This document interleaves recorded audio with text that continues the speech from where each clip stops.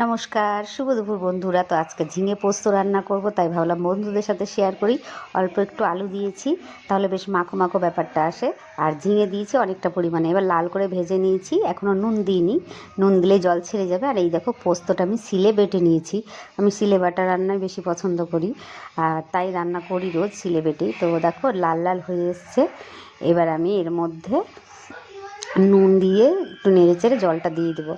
তো জল দেওয়া হয়ে গেছে, দিয়ে ভালো করে চাপা দিয়ে দেবো, বেশ ফুটে আসবে, তারপর আমি পোস্তটা দেবো।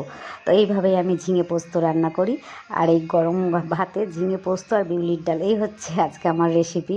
তো বিউলির ডালটা এখনও রেডি হয়নি, তো ঝিঙে পোস্ত রেসিপিটা তোমাদের সাথে শেয়ার করলাম। তো দেখো পোস্তটা বেটে দিয়ে দিলাম, আর কালারটা খুব সুন্দর এসছে। যদিও বাড়িতে আমি হলুদ দিইনি, লঙ্কা দিয়েছি আর টমেটো একটুখানি দিয়েছি টেস্টের জন্য।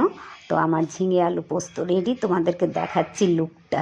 তো এই দেখো বন্ধুরা, আমার ঝিঙে আলু পোস্ত একদম ডান। শুভ দুপুর।